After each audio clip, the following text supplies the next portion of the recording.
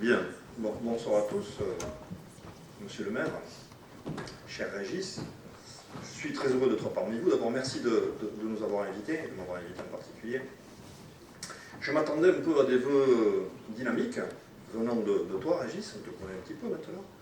Je suis surpris par ces vœux offensifs, agréablement surpris d'ailleurs, parce que je crois qu'effectivement, depuis le début de ce mandat, tu as manifesté dans ta commune et au sein de Max une dynamique particulière et tout à fait intéressante et tout à fait satisfaisante dans l'optique de la communauté de communes, de l'intercommunalité. Comme tu l'as dit, je ne vais pas paraphraser, on a beaucoup travaillé ensemble, on a beaucoup travaillé avec les élus de Saint-Santiros, dans l'optique effectivement des ambitions qu'on a déterminées, notamment dans le projet de territoire, et qui en fait s'articulent sur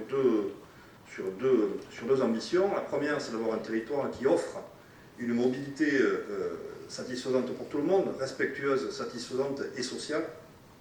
Et la deuxième, c'est effectivement de participer à la nécessaire transition, je dirais même à l'indispensable transition, aussi bien sur le plan énergétique qu'écologique. Donc je voulais te remercier pour effectivement le caractère offensif que tu as montré aujourd'hui. Tu le déploies aussi au sein de Max, et c'est un vrai bonheur de travailler enfin avec la communauté Tyros dans une optique qui est la tienne. Et franchement, c'est un vrai bonheur pour nous d'avoir une commune qui est une commune importante sur le territoire. Une des communes les plus importantes du territoire. Non seulement c'est le siège de Max, avec 200 salariés qui sont sur place, mais c'est aussi une commune qui développe des énergies positives et qui développe des grands projets, certains qu'on a déjà réalisés. Tu as parlé effectivement du pôle sud, du pôle rugby. Depuis, je crois, le début du mandat, Max a investi à peu près 5 millions d'euros sur la commune de Saint-Santiros. C'est pas négligeable dans notre stratégie. Et puis il y a d'autres projets qui se développent. Tu as parlé du pôle d'échange multimodal, mais je vais laisser à Mme la conseillère régionale le soin de nous en parler un peu plus longuement.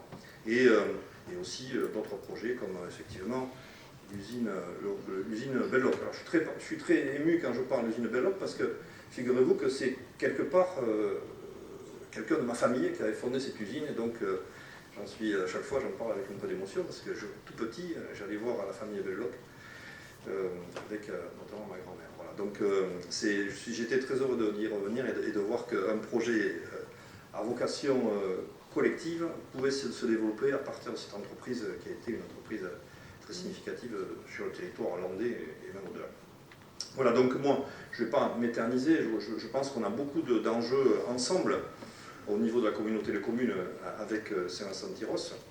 Je voudrais quand même remercier particulièrement, ça a été fait, mais je le redis, les élus de Saint-Santiros pour leur implication. Alors il y a deux personnalités marquantes, effectivement, Régis Dubus qui s'est investi beaucoup, avec du poids, avec du corps. Il s'est investi aussi, je crois, aussi de com, pas j'en suis sûr, et c'est aussi une bonne chose parce qu'on a besoin, là aussi, que notre territoire soit valorisé à travers le syndicat intercommunal des ordures ménagères. Et puis surtout, Pierre Lafitte, je ne sais pas où il est Pierre, mais...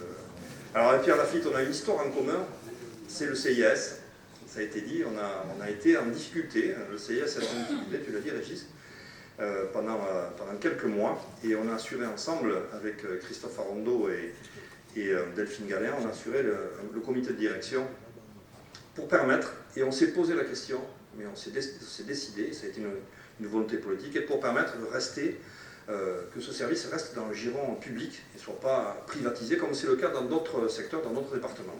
On a souhaité aussi bien, concernant l'accueil des gens du voyage, les logements sociaux comme le CIAS, l'aide à domicile, que ça reste un giron public, et on s'est beaucoup investi, et je te remercie Pierre, parce que tu as été un des fers de lance de cette volonté politique qui maintenant nous conduit à envisager non seulement une stabilisation, mais un développement du CIS.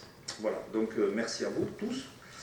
Je voudrais vous dire que dans le cadre du projet de territoire, Saint-Santiros est un élément essentiel, avec d'autres communes comme Souston, que j'oublie pas, je ferai attention, parce qu'il faut qu'il y ait un équilibre entre Souston, Cabreton, Labenne, même, et je dis ça comme ça, et Saint-Santiros, c'est sûr, mais effectivement, Saint-Santiros est un élément essentiel. Donc dans le cadre du projet de territoire, on aura l'occasion, dans ce mandat, et je pense aussi dans d'autres mandats, de pouvoir compter sur Saint-Vincent-de-Tyrosse, comme Saint-Vincent-de-Tyrosse pourra compter sur nous, Max, pour accomplir les missions qu'il souhaite accomplir, que la commune souhaite accomplir.